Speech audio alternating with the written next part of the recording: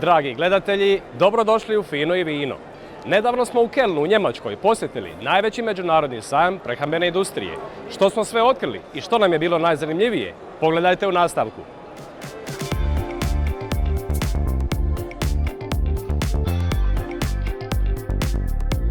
Anuga is taking place every 2 years in Cologne and has a history of more than 100 years in the trade fair business. So you can imagine that there are so many relations we have worldwide, and we are so proud bringing together the whole universe of food and beverage every 2 years here to Cologne. And particularly this year we are especially proud that it is the biggest and most international Anuga we had.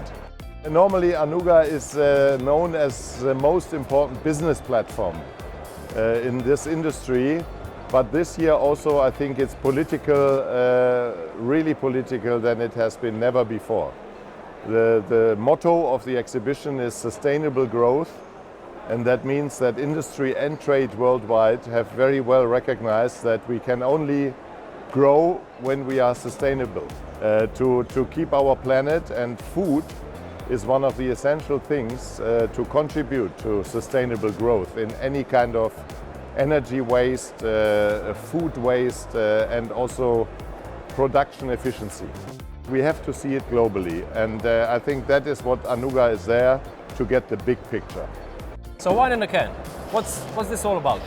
Yeah, we are a company, basically we have wine brands, sparkling wine brands, champagne brands, and we were looking for a way to bring wine to the younger public, to the Z generation. And for them it has to be easy to carry. Single serve. That was very good. Very good move. Also affordable. We are talking about a generation who most of the time consume energy drinks or some soda drinks or some infused beverages which are in a can. And the world and the wine, the whole mantra is not attracting them. So it's basically you need to communicate to them through their format, but also to have a kind of attractive design and everything.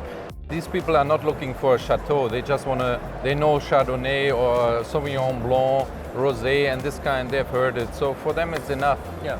For festivals, for at the beach, where you can't use glass. Vino iz limenke definitivni je hit među mlađom populacijom, posebice u Americi te azijskim zemljama. Osim što je vrlo praktično za konzumaciju na otvorenom, limenke zbog svoje lakoće manje pridonose emisiji CO2, dok će se većina njih u potpunosti reciklirati. Moja potraga između gotovo 8000 izlagača nastavlja se preko kave i drugih napitaka, od kojih mi je zapeo za oko japanski sake. Main ingredients are only rice and water. And only two ingredients, and you can enjoy a very fruity fragrance and aromatic taste. And the technique of producing Japanese sake is very similar to wine.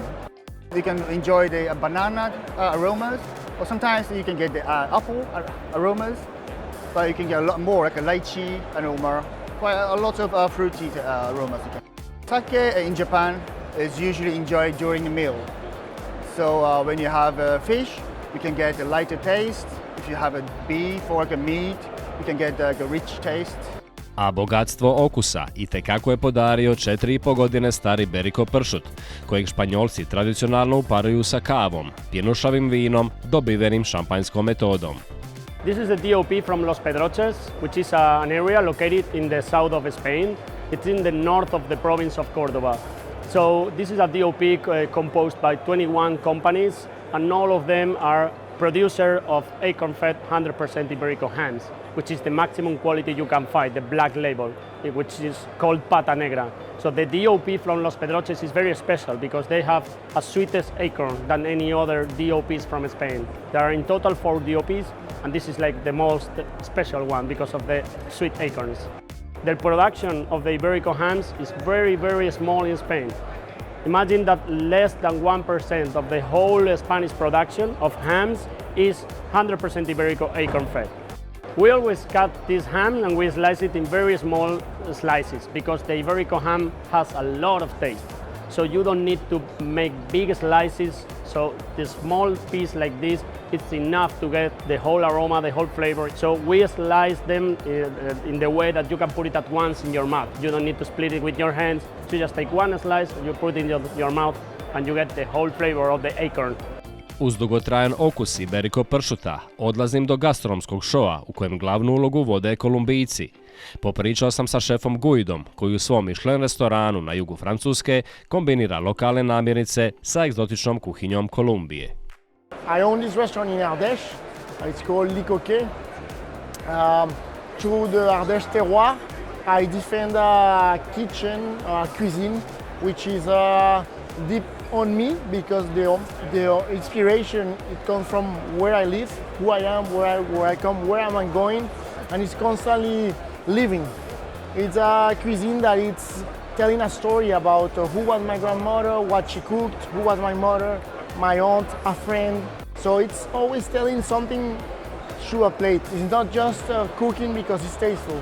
If I'm not telling a story, then I'm going to tell the story about the person that did this product or something. It has to be a meaning. So that's the way we work in Le Coquet, through a philosophy that is going to force us to be obligated to build up something in the boundaries of Ardèche or France.